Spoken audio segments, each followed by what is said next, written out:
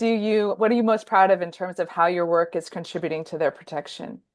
Sure. I think you got to be very careful. It's very delicate with taking people or even making movies or documentaries showing these animals and where they are and how to get to them because they already have a lot of pressure on them from human beings, from, ship noise to pollution to all of these other pressures that humans put on them. So the last thing they need in their life is more pressure from people, chasing them around in boats and trying to jump in with them. And so it's always a fine line of what are we doing to protect them and what are we doing that disturbs them? And so, and scientists have to ask themselves the same questions. If they put a tag on a whale, they're going to get a fantastic amount of data, but also that whale has to get a suction cup stuck on it, which it may not like and swim around. And so, yeah, I think everybody does their own cost benefit analysis. And I do the same thing is what impact am I having? And I think if I take very small groups of people and I lobby very hard for strict permit systems that limit the number of people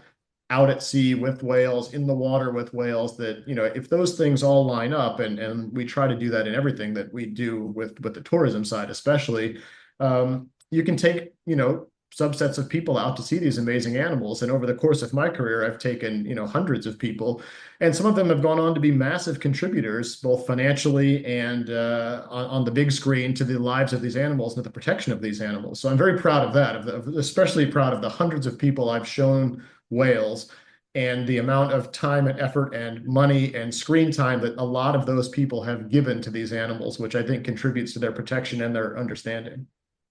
100%. Sure.